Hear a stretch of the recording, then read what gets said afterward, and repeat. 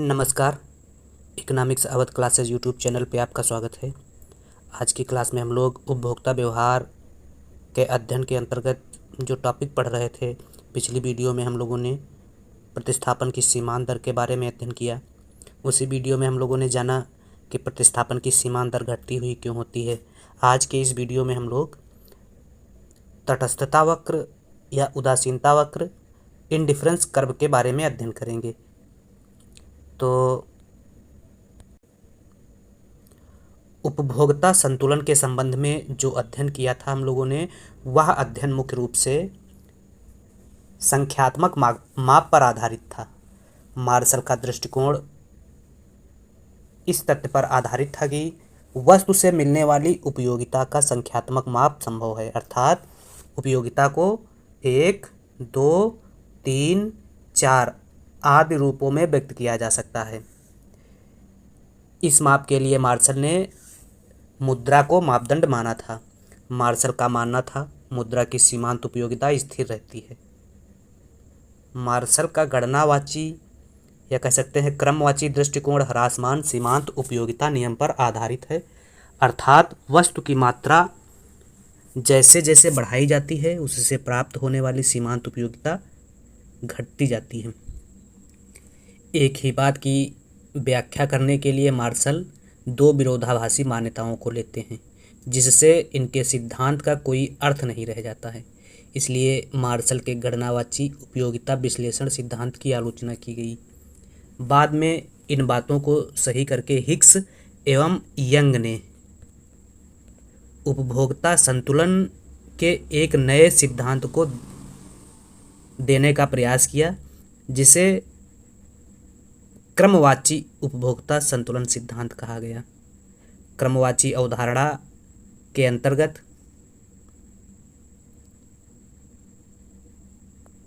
उच्च एवं निम्न, अधिक तथा कम के अनुसार उपभोक्ता के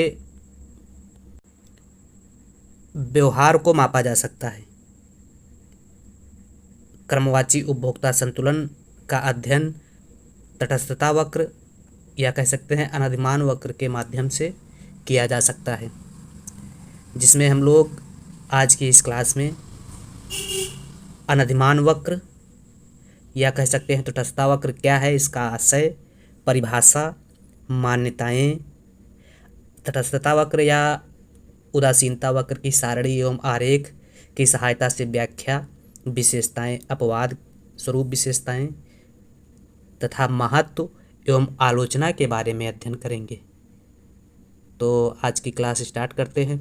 और आज की यह क्लास मुख्य रूप से क्लास 11, 12 बीए प्रथम वर्ष first semester, UGC net, JRF की तैयारी करने वाले विद्यार्थियों एवं टीजीटी पीजीटी की तैयारी करने वाले विद्यार्थियों के लिए महत्वपूर्ण है। तो आज की क्लास स्टार्ट करते हैं और तटस्थता वक्र के बारे में डिटेल से अध्ययन करते हैं। और एक ही वीडियो में जितने भी क्वेश्चन बनेंगे लगभग यहीं से सारे क्वेश्चन मिल जाएंगे और कहीं से पढ़ने की ज़रूरत नहीं पड़ेगी। तो अगर तटस्थता वक्र की बात की जाए तो तटस्थता वक्र दो वस्तुओं के उन विभिन्न संयोगों को प्रकट करने वाले बिंदुओं का बिंदुपथ है, जिससे या जिस बिंदु पर उपभोक्ता को समान संतुष्टि प्राप्त होती है। या कह सकते हैं तटस्थता वक्र पर स्थित प्रत्येक बिंदु पर दो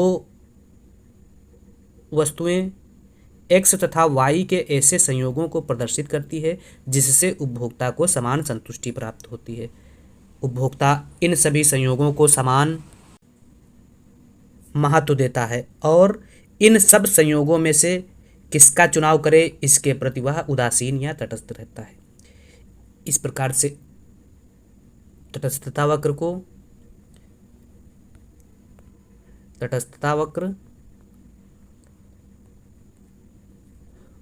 उदासीनता वक्र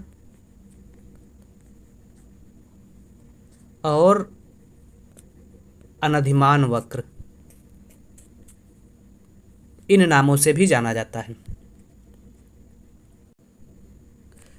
दो या दो से अधिक वस्तुओं के ऐसे संयोगों या युग्मों को प्रदर्शित करने वाला वक्र जिससे उपभोक्ता को समान संतुष्टि प्राप्त हो उसे संतुष्टि वक्र या अनधिमान वक्र या तटस्थता वक्र कहते हैं। तटस्थता वक्र वस्तुओं के उन संयोगों को प्रदर्शित करने वाले बिंदुओं का बिंदुपथ है जो उपभोक्ता को समान संतुष्टि देते हैं। दोनों वस्तुओं की कुछ मात्रा घटा या बढ़ा के जब उपभोक्ता क्रय करता है तो उनसे मिलने वाली जो संतुष्टि होती है वह उपभोक्ता को एक ही समान मिलती है।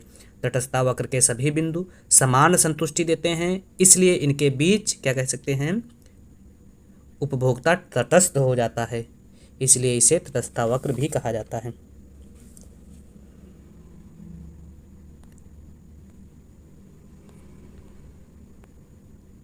तटस्थता वक्र का सर्वप्रथम प्रयोग 1881 में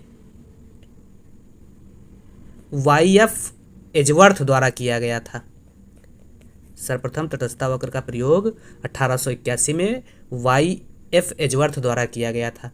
1892 में इरविन फिशर ने अनधिमान वक्रों या तटस्थता वक्रों का प्रयोग उपभोक्ता की संस्थिति के विश्लेषण के लिए किया था, लेकिन एजवर्थ एवं फिशर उपभोक्ता के संख्यात्मक माप से संबंधित थे।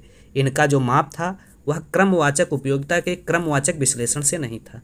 इनका माप उपयोगिता के संख्यात्मक माप से संबंधित था। क्रमवाचक माप के विश्लेषण के संबंध में सर्वप्रथम विल्फ्रेड पैरेटो पहले अर्थशास्त्री हैं, जिन्होंने 1906 में क्रमवाचक परिकल्पना का प्रयोग अनधिमान वक्र विश्लेषण के लिए किया था। तो विल्फ्रेड पैरेटो 1906 में तटस्थता वक्र या अनधिमान वक्र का प्रयोग क्रमवाचक विश्लेषण के लिए करते हैं, तथा 1934 में हिग्स तथा एलन ने अपने एक लेख में मूल्य सिद्धांत का पुनर्निर्माण में तटस्थता वक्र की वैज्ञानिक व्याख्या की, जो उपयोगिता की क्रमवाचक परिकल्पना से संबंधित है।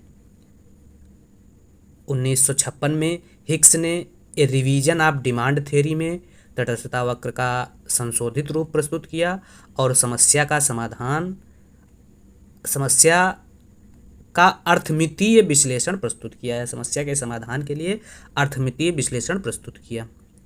तो इस प्रकार से कह सकते हैं तटस्थता वक्र के विश्लेषण के लिए जब क्रमवाची परिकल्पना के रूप में सर्वप्रथम प्रयोग जो है विल्फ्रेड पैरेटो द्वारा किया गया था, और संख्यावाची माप के रूप में इरविन एजवर्थ सर्वप्रथम तटस्थता वक्र का प्रयोग करते हैं। तो यह तटस्थता वक्र के सिद्धांत के प्रतिपादक की कुछ बातें हुई। अब तटस्थता वक्र की परिभाषा क्या है, आईसी वक्र की परिभाषा, इंडिफरेंस कर्व की परिभाषा। तो एले मेयर्स के अनुसार क्या है तटस्थता वक्र? तटस्थता अनुसूची वह अनुसूची है जो दो वस्तुओं के ऐसे विभिन्न संयोगों को प्रदर्शित करती है जिससे किसी व्यक्ति को समान संतुष्टि प्राप्त होती है। यदि इस अनुसूची को वक्र के रूप में प्रदर्शित करें तो तटस्थता वक्र प्राप्त हो जाती है। जैसे ये अनुसूची, ये एक वक्र है, इसी को एक्स अक्ष पर और वाई अक्ष पर, वाई अक्ष पर वाई वस्तु और एक्स अक्ष पर एक्स वस्तु है।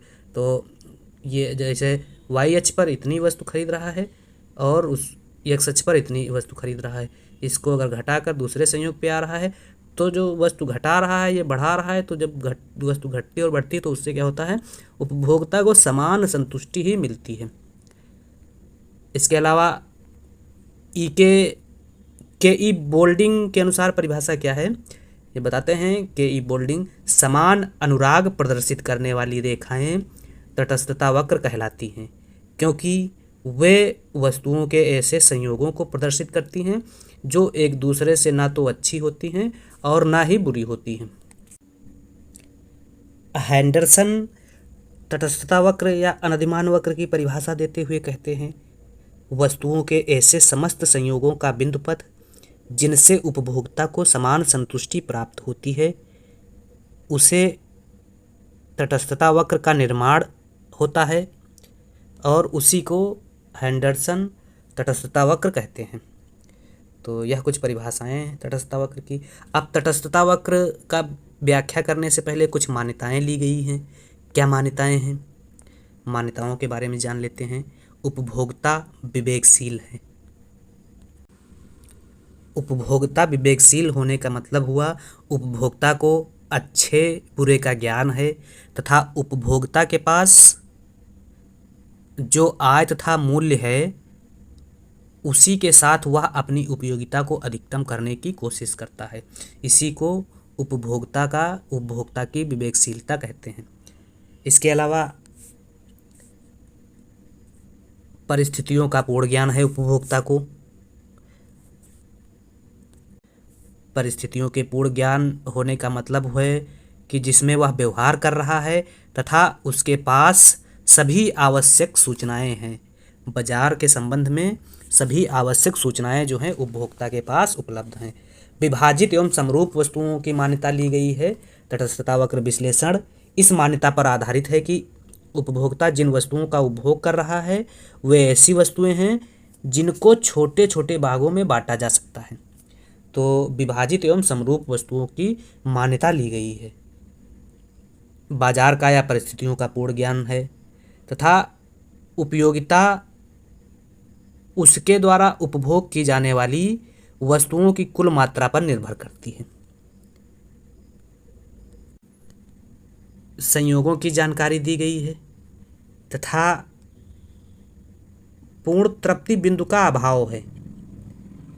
उपभोक्ता किसी भी वस्तु के उपभोग में पूर्ण तृप्ति के बिंदु पर नहीं पहुंचता है, इसलिए वह वस्तुओं की कम मात्रा की अपेक्षा अधिक मात्राओं को अधिक उपयोगी समझकर अधिक पसंद करता है। निर्बल क्रमबद्धता की मान्यता पर आधारित है। निर्बल क्रमबद्धता का मतलब क्या है समझ लेते हैं। निर्बल क्रमबद्धता का मतलब होता है कि जब दो या दो से अधिक संयोगों को एक साथ प्राप्त किया जाता है तो इस प्रकार उनके बीच चुनाव करने में उपभोक्ता तटस्थ रहता है। ऐसी स्थिति को निर्बल क्रमबद्धता कहा जाता है। तटस्थता वक्र के विश्लेषण में प्रतिस्थापन की सीमांत दर घटती हुई की मान्यता ली गई है। प्रतिस्थापन की सीमांत दर के बारे में हम लोग पिछले वीडियो में अध्ययन कर चुके हैं और उसमें यह भी बताया गया है कि प्रतिस्थापन की सीमांत दर क्यों घटती हुई होती है। तो प्रतिस्थापन की सीमांत दर घटती हुई होती है, यह भी एक मान्यता है।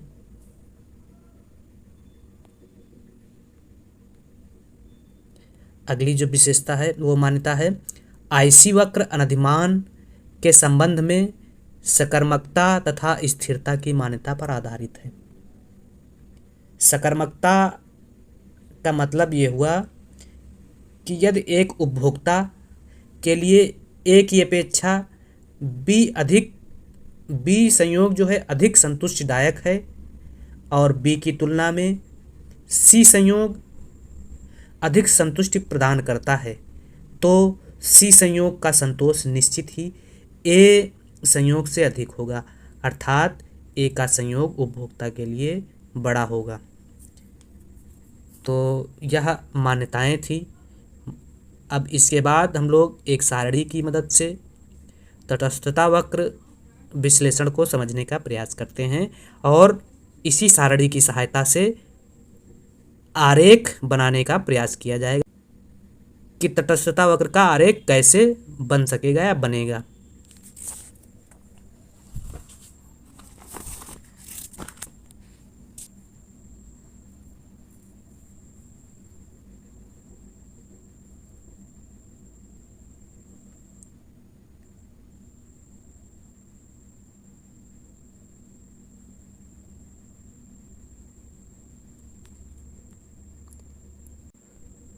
हम लोग इसके पहले पढ़े हैं तटस्थता वक्र दो वस्तुओं के उन विभिन्न संयोगों को प्रकट करता है या प्रकट करने वाले बिंदुओं का बिंदुपथ है जिससे उपभोक्ता को समान संतुष्टि प्राप्त होती है। या कह सकते हैं तटस्थता वक्र पर स्थित प्रत्येक बिंदु दो वस्तु x तथा y के ऐसे संयोगों को प्रदर्शित करता है जिनसे उपभोक्ता को समान संतुष्टि प्राप्त होती है। अब इसे सारणी की सहायता से कैसे स्पष्ट किया जा सकता है। मान लेते हैं एक उपभोक्ता आम और संतरा दो वस्तुओं का क्रय करना चाहता है। उपभोक्ता के मन में इन दोनों वस्तुओं के संदर्भ में एक अनधिमान क्रम बनता है जिसके आधार पर वह आम और संतरों से मिलने वाली संतुष्टि की तुलना करता है। उपभोक्ता को यह ज्ञात है कि कितने संतरों के बदले वह कितने आम का परित्याग करे ताकि संतुष्टि का स्तर जो है समान बना रहे। इसको एक काल्पनिक सारणी की सहायता से समझा जा सकता है। काल्पनिक सारणी में संयोग ए पर उपभोक्ता क्या कर रहा है, 16 संतरा और 1 आम खरीद रहा है। इसी प्रकार से बी संयोग पे 12 संतरा और 1 आम खरीद रहा है। तो सारणी को देखने से स्पष्ट हो रहा है कि उपभोक्ता 16 संतरों तथा 1 आम से उतनी ही संतुष्टि प्राप्त करता है जितनी संतुष्टि 12 संतरों तथा 2 आम से, या कह सकते हैं 9 संतरों एवं 3 आमों से प्राप्त होती है। अर्थात यह कह सकते हैं कि प्रत्येक संयोग, चाहे वह ए संयोग हो जिसमें उपभोक्ता 16 संतरे और 1 आम, चाहे बी संयोग हो जिसमें 12 संतरे 2 आम, सी संयोग पर 9 संतरे 3 आम और डी संयोग पर 7 संतरे और 4 आम तथा ई संयोग पर 5 संतरे 6 आम प्राप्त करता है। इन सभी संयोगों पर उपभोक्ता को समान संतुष्टि प्राप्त होती है। संतरों का उपभोग धीरे धीरे संयोगों के हिसाब से घटता जा रहा है और आम का जो उपभोग है वह बढ़ता जा रहा है। इसको एक सारणी से दिखाया जा सकता है। सारणी में क्या है, सारणी में दिखाया गया। अब इसे आरेख के माध्यम से कैसे बताया जा सकता है, और आरेख के माध्यम से तटस्थता वक्र बनाया जा सकता है, जिसमें एक्स अक्ष पर ये आरेख हुआ। आरेख में एक्स अक्ष पर क्या लिया गया है, आम, और वाई अक्ष पर संतरा को दिखाया गया है। अब आम 1 है और संतरा 16 है, तो आम 1 संतरा 16, तो एक ये बिंदी हो जाएगी। इसी प्रकार से ये ए संयोग हो जाएगा। बी संयोग पे क्या हो रहा है, आम घट के हो गया है 12 और आम हो गया है, संतरा हो गया है 12 और आम हो गया है 2, तो 2 नंबर पे ये हो जाएगा। इसी प्रकार से 3 पे संतरा हो गया है 9 और आम हो गया है 3, इसी प्रकार से ये 3, इसी प्रकार से 4, इस पे 7, संतरा हो जाएगा 7 और 5, जब आम 5 कर रहा है तो संतरा घटाकर 6 कर दे रहा है। तो इस प्रकार से यह एक जो रेखा, इन सभी बिंदुओं को मिलाने से जो रेखा बन रही है, इसी को क्या कहा गया, तटस्थता वक्र रेखा। यह रेखा क्या हो जाएगी, तटस्थता वक्र रेखा। आम एवं संतरों का जो ए संयोग हुआ, बी, सी, डी और ई, इन चारों संयोगों को, 5 संयोगों को मिलाने से जो रेखा प्राप्त हो रही है उसे तटस्थता वक्र कहते हैं। यह आईसी वक्र जो है 2 वस्तुओं संतरा एवं आम के विभिन्न संयोगों, ए संयोग, बी, सी, डी और ई संयोग को प्रकट करने वाला वह बिंदु पथ है जिसके प्रत्येक बिंदु पर, चाहे वह ए बिंदु हो या बी बिंदु हो, सी, डी या ई बिंदु हो, सभी बिंदुओं पर उपभोक्ता को समान संतुष्टि प्राप्त होती है। और यही परिभाषा में बताया गया है कि तटस्थता वक्र 2 या 2 से अधिक बिंदुओं का ऐसा बिंदु पथ जिसके प्रत्येक बिंदु पर उपभोक्ता को समान संतुष्टि प्राप्त हो रही होती हो। तो उपभोक्ता को यहाँ भी संतुष्टि समान है, यहाँ की भी संतुष्टि समान है, यहाँ भी और यहाँ भी, प्रत्येक बिंदु पर एक समान ही संतुष्टि उपभोक्ता को मिल रही है। तो यह सारणी की सहायता से और आरेख के माध्यम से हम लोग तटस्थता वक्र के बारे में समझे। अब तटस्थता वक्र की विशेषताओं के बारे में जान लेते हैं। तटस्थता वक्र की विशेषताओं से मुख्य रूप से क्वेश्चन यहीं से बनते हैं। क्या है तटस्थता वक्र या अनधिमान वक्र की विशेषताएं। पहली विशेषता है अनधिमान वक्र का ढाल ऋणात्मक होता है, अर्थात ऊपर से नीचे दाहिनी ओर गिरते हुए होता है। पहली मान्यता है अनधिमान वक्र का ढाल ऋणात्मक होता है, अर्थात तटस्थता वक्र ऊपर से नीचे दाहिनी ओर गिरती हुई होती है। मतलब ये तटस्थता वक्र का आरेख हो गया। आईसी वक्र के ऋणात्मक ढाल का मतलब यह है कि जब एक वस्तु की मात्रा में वृद्धि होती है तो संतुष्ट के उसी स्तर पर बने रहने के लिए यह आवश्यक है कि दूसरी वस्तु की मात्रा में कमी की जाए। पिछले आरेख में हम लोगों ने देखा कि जब आम की मात्रा में क्या हो रही थी, वृद्धि हो रही थी, तो संतरा की मात्रा कम की जा रही थी। तो संतुष्ट के उसी स्तर पर बने रहने के लिए यह आवश्यक होता है कि दूसरी वस्तु की मात्रा में कमी की जाए। जब तक ढाल ऋणात्मक नहीं हो जाता है अर्थात आईसी वक्र नीचे दाहिने की ओर गिरता हुआ नहीं होगा, तब तक क्या होगा, उपभोक्ता संतुष्ट के उसी स्तर पर बना नहीं रह सकता है। इसको हम लोग आरेख के माध्यम से भी जान सकते हैं और पिछले आरेख में इसी के बारे में मुख्य रूप से जिक्र किया गया था। तटस्थता वक्र ऋणात्मक ढाल का बाएं से दाएं नीचे गिरता हुआ होता है। इसके अलावा तटस्थता वक्र आधार अक्ष के समांतर नहीं हो सकता है। आधार अक्ष के समांतर मतलब एक्स अक्ष के समांतर नहीं हो सकता है, या कह सकते हैं तटस्थता वक्र लंबवत नहीं हो सकता है, एक्स अक्ष के समांतर नहीं हो सकता है, या तटस्थता वक्र ऊपर उठता हुआ धनात्मक नहीं हो सकता है। तो यह 3 स्थितियां तटस्थता वक्र की नहीं पाई जाती हैं। आगे अपवाद स्वरूप में तटस्थता वक्र कैसा होगा या अनधिमान वक्र कैसा होगा उसको जानेंगे। अगली विशेषता है, तो अनधिमान वक्र एक दूसरे को ना तो काट सकते हैं और ना एक दूसरे को स्पर्श कर सकते हैं। क्यों? क्योंकि प्रत्येक अनधिमान वक्र संतुष्टि के एक निश्चित स्तर को प्रकट करता है। ऊपर वाला वक्र नीचे वक्र की अपेक्षा अधिक संतुष्टि का स्तर व्यक्त करता है। अर्थात कह सकते हैं ऊंचा अनधिमान वक्र ऊंचे संतुष्टि स्तर को व्यक्त करता है और नीचा अनधिमान वक्र नीचे संतुष्टि के स्तर को व्यक्त करता है। ऐसी स्थिति में यदि 2 तटस्थता वक्र एक दूसरे को काटते हैं तो कटान बिंदु पर स्थित बिंदु अधिक संतुष्टि वाले वक्र तथा कम संतुष्टि वाले वक्र दोनों पर होगी। जैसे ये तटस्थता वक्र है, इसमें IC3 अधिक संतुष्टि स्तर को व्यक्त करेगा और IC1 जो है कम संतुष्टि स्तर को व्यक्त करेगा। अब यह तटस्थता वक्र क्या करें, एक दूसरे को आपस में काट दें।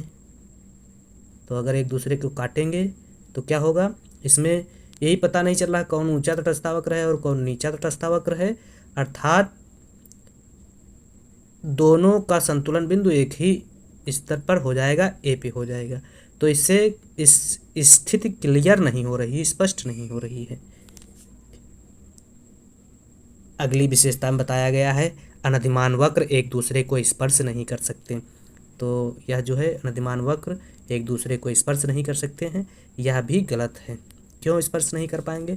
क्योंकि ऊंचा अनधिमान वक्र ऊंची संतुष्टि के स्तर को व्यक्त करेगा, नीचा अनधिमान वक्र नीची संतुष्टि के स्तर को व्यक्त करेगा। ऐसी स्थिति में क्या होगा, यदि तटस्थता वक्र एक दूसरे को स्पर्श करेंगे तो कटान बिंदु पर स्थित बिंदु अधिक संतुष्टि वाले वक्र तथा कम संतुष्टि वाले वक्र दोनों पर होगी। इसमें भी स्थिति जो है स्पष्ट नहीं हो रही। अगली विशेषता में बताया गया है अनधिमान वक्र मूल बिंदु की ओर उन्नतोदर कानकेव होता है, नतोदर नहीं होता है। मूल बिंदु की ओर उन्नतोदर का मतलब हुआ कानकेव का कॉन्वेक्स होता है, कानकेव नहीं। कॉन्वेक्स का मतलब हुआ ये तटस्थता वक्र मूल बिंदु की ओर उन्नतोदर होता है। और इसके साथ भी कह सकते हैं तटस्थता वक्र बाएं से दाएं गिरता हुआ ऋणात्मक ढाल का मूल बिंदु की ओर उन्नतोदर कॉन्वेक्स होता है, कॉन्वेक्स होता है।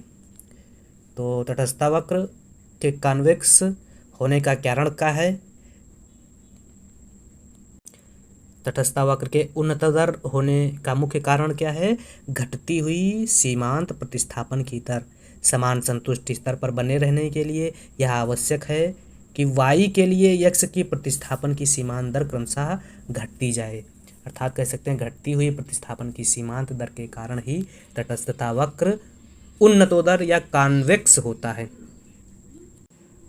तटस्थता वक्र की अगली विशेषता में निम्न अनधिमान वक्र की तुलना में उच्च अनधिमान वक्र अपेक्षाकृत अधिक संतुष्टि प्रदर्शित करता है। तो यह अनधिमान वक्र है, मूल बिंदु की ओर उन्नतोदर कॉन्वेक्स है।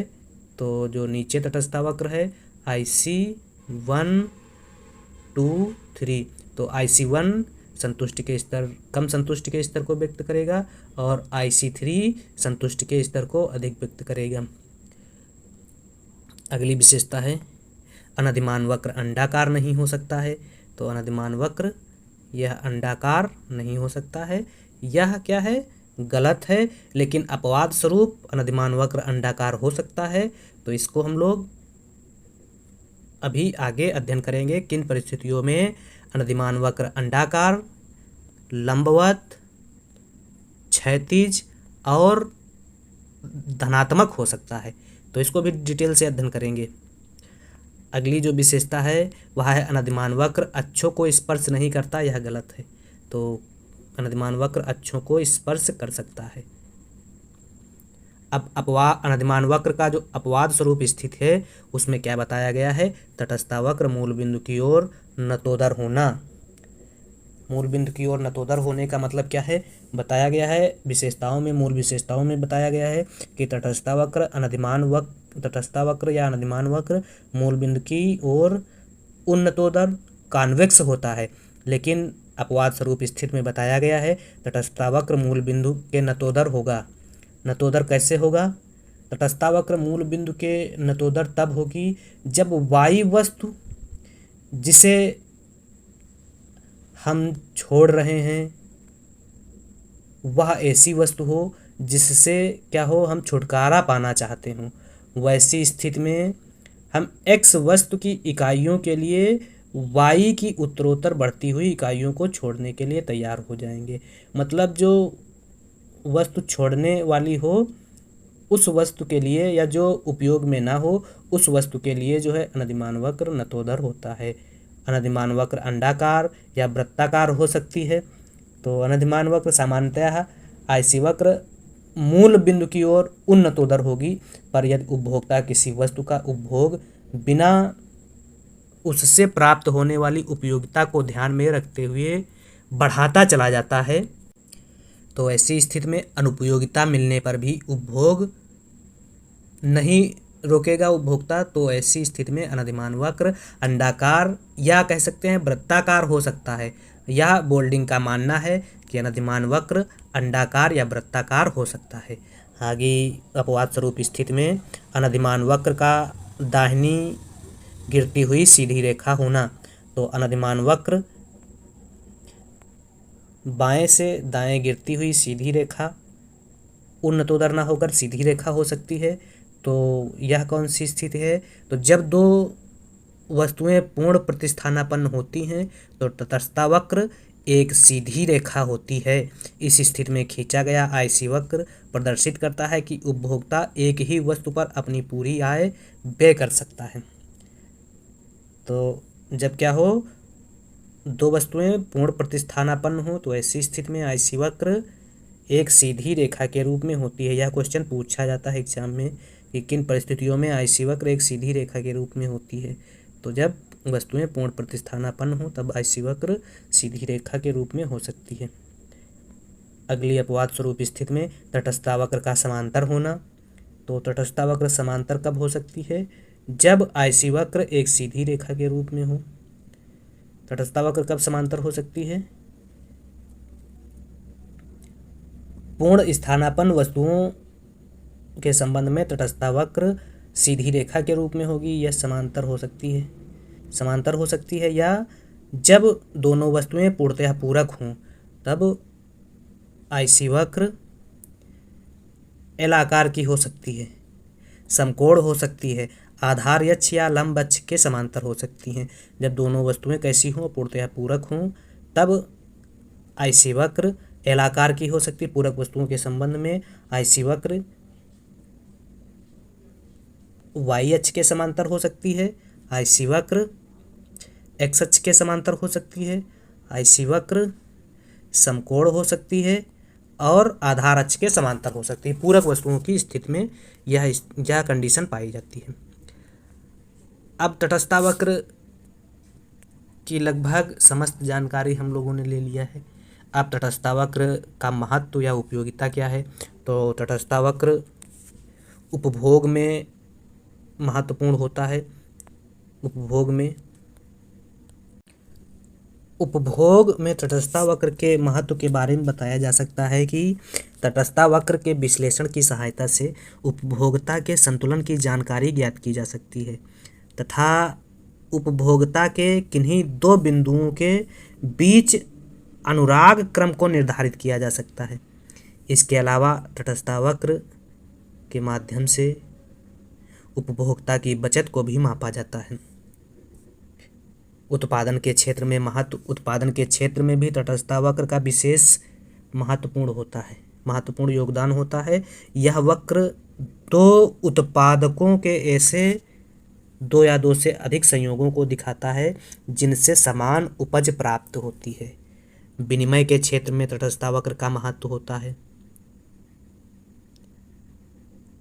रसनिंग क्षेत्र में महत्व होता है। अनुदानों के प्रभाव की माप में महत्व होता है और उपभोक्ता संतुलन में उपयोगी होता है तटस्थता वक्र। अब तटस्थता वक्र की आलोचना क्या क्या की गई है, आलोचना के बारे में जान लेते हैं। तटस्थता वक्र की जो आलोचना की गई है, कभी कभी आलोचना से भी क्वेश्चन पूछा जाता है। तो पहली आलोचना जो है बताया गया है, आप बता सकते हैं कि कोई भी उपभोक्ता बाजार में जब वस्तु खरीदने के लिए जाता है तो वह अनधिमान वक्र, तटस्थता वक्र या उदासीनता वक्र नहीं बनाता है। अर्थात कह सकते हैं व्यष्टि अर्थशास्त्र में ये तटस्थता वक्र एक बेकार का खिलौना है। आलोचना करते हुए कहा जा सकता है उपभोक्ता को जो संतुष्टि E1 पर, या कह सकते हैं उपभोक्ता को जो संतुष्टि ए संयोग पर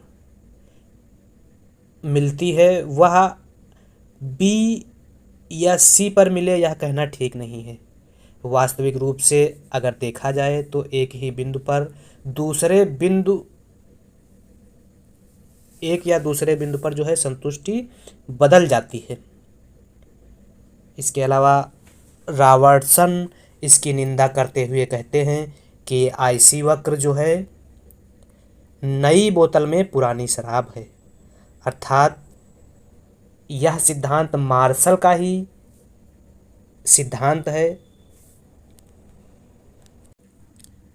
रॉबर्टसन के अनुसार इस विश्लेषण के अंतर्गत उपयोगिता संबंधी विशेषण में प्रयुक्त शब्दों के सिर्फ कुछ नाम ही बदल दिए गए हैं और नाम बदलने के कारण इसको तटस्थता वक्र कहा गया है। क्या नाम बदले गए हैं? रॉबर्टसन का कहना है कि उन्होंने बताया संख्यात्मक प्रणाली के 1, 2, 3 के स्थान पर क्रमवाचक प्रणाली प्रथम, द्वितीय या तृतीय का प्रयोग किया गया है। उपयोगिता के स्थान पर पसंदगी या अनुराग का प्रयोग किया गया है तथा सीमांत उपयोगिता के स्थान पर सीमांत प्रतिस्थापन दर तथा सीमांत उपयोगिता ह्रास नियम के स्थान पर घटती सीमांत प्रतिस्थापन दर का प्रयोग किया गया है। तो रॉबर्टसन का मानना है कि यह सिद्धांत जो है मार्शल का ही दिया गया मूल रूप है। और क्या बताए हैं रॉबर्टसन? नई बोतल में पुरानी शराब है। इस प्रकार कह सकते हैं कि उपभोक्ता या जो तटस्थता वक्र या अनधिमान वक्र है वह उपभोक्ता व्यवहार की व्यवहारिक ढंग से व्याख्या नहीं करता है। उपभोक्ता व्यवहार के व्यवहारिक ढंग से व्याख्या करने के लिए सैमुअल्सन हिक्स की कमियों को दूर करने के लिए उपभोक्ता प्रकट अधिमान सिद्धांत देते हैं या उपभोक्ता प्रकट अधिमान सिद्धांत का प्रतिपादन करते हैं, जिसमें सैमुअल्सन उपभोक्ता का व्यवहारवादी सिद्धांत प्रस्तुत करते हैं और ये अपने सिद्धांत या प्रमेय में स्थापित करते हैं कि उसी प्रमेय में उपभोक्ता संतुलन की व्याख्या कैसे करते हैं, तथा सैमुअल्सन द्वारा बताया गया कि उपभोक्ता व्यवहारिक जीवन में अनधिमान वक्र का प्रयोग नहीं करता है, बल्कि बाजार में उपभोक्ता के सामने विभिन्न संयोग होते हैं, उन्हीं संयोगों में से चुनाव करता है तथा उन्हीं संयोगों पर उसका संतुलन बिंदु होता है। विभिन्न संयोग, जैसे बाजार में वह जाता है तो विभिन्न सारी वस्तुएं होती हैं और उन्हीं वस्तुओं के माध्यम से क्या करता है, वह संयोग बनाता है और अपना संतुलन स्थापित करता है। तो इस प्रकार से उपभोक्ता के तटस्थता वक्र विश्लेषण का जो व्यवहारिक विश्लेषण है वह प्रकट अधिमान सिद्धांत सैमुअल्सन द्वारा दिया गया था। अब उपभोक्ता व्यवहार के संबंध में जो अनधिमान वक्र विश्लेषण का अध्ययन किया जाता है, यह क्लास यहीं समाप्त होती है। अगली क्लास में हम लोग बजट रेखा या कीमत रेखा के बारे में अध्ययन करेंगे तथा बजट रेखा या कीमत रेखा के माध्यम से और तटस्थता वक्र के माध्यम से किस प्रकार एक उपभोक्ता संतुलन की स्थिति को प्राप्त करता है, इसको भी जानने का प्रयास करेंगे। तो अगली जो फर्स्ट वीडियो होगी, अगली फर्स्ट, उसमें बजट रेखा, फिर अगली सेकंड जो होगी उसमें उपभोक्ता व्यवहार के संतुलन या उपभोक्ता के संतुलन की व्याख्या करेंगे, कैसे उपभोक्ता संतुलन स्थापित करता है अर्थव्यवस्था में, किसकी मदद से, तटस्थता वक्र की मदद से, ये तटस्थता वक्र हो जाएगा, और कीमत रेखा की मदद से उपभोक्ता कैसे संतुलन स्थापित करता है, इसको हम लोग अध्ययन करेंगे।